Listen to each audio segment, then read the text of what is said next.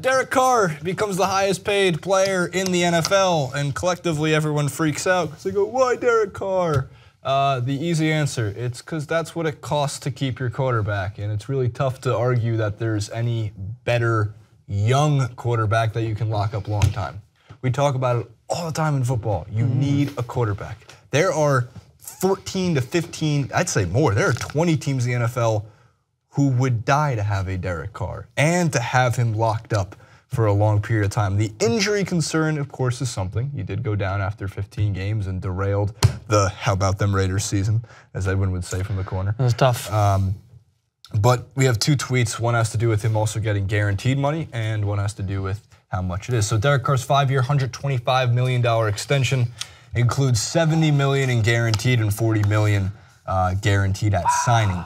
Good, man, good. The NFL is notorious for completely shamming their players out of contracts. So, and a lot of sports in general sham players with their contracts. So guaranteed money is good. Don't be mad at Derek Carr for making his money. No. If you want to criticize somebody for it because you don't think Derek Carr is the right guy for the Raiders, I don't know what else he needs to do. They were 12-3 with him as the quarterback last year.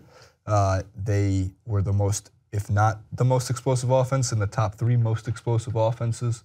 And they were able to field a team. Their defense is a little bit of a concern, but that team is going to be competing in the AFC with Derek Carr and Amari Cooper and their whole, and Marshawn Money Lynch now.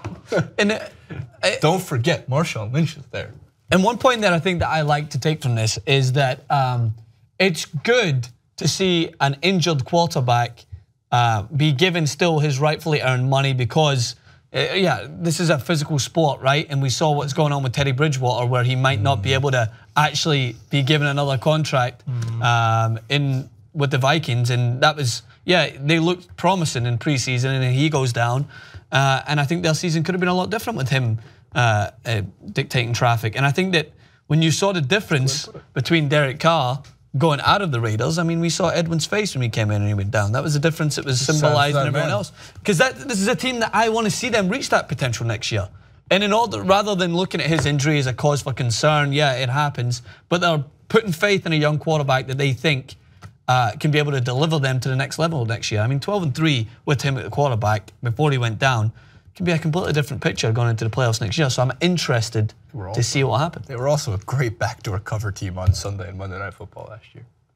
They'd be down like 20 in like the half. They were a good team. Come back, cover +3 in Kansas City. Woo! We don't forget those things. We love you, Derek Carr. Additionally, he was amongst the touchdown leaders in the NFL last year, and he only had, I think, 6 or 7 interceptions. I think it was 7 interceptions. Wow. So that put him amongst guys like Bryce Petty. Sorry, Dan. But no, I mean, more seriously, like the names on that list, Matt Ryan, Aaron Rodgers he threw less interceptions than those guys. And he threw how many touchdowns? What was the next graphic that he have? Where did he finish? 28. He did miss a game, so he would have gotten to the 30 benchmark, I'm pretty sure, and it made him tied for 7th with Jacory's fearless leader, Tom Brady. But Brady also only played 12 games. It doesn't really matter next year because the Patriots have won the Super Bowl already. Jets linebacker they signed, Dan? David Harris. Of course the Patriots signed just another good player to be great on. Who what? Brendan Cooks. Of course. Why not? Patriots. Great teams need to continue to get better. If you ask Can't JR, just rest on your laurels. Before we go, if you ask JR, Los Angeles Rams, 19-0 Super Bowl champions. There's no chance of that. There's more chance of the Lakers going 7-3 and 9. 7-3 and 9. 7-3 and 9. That's it.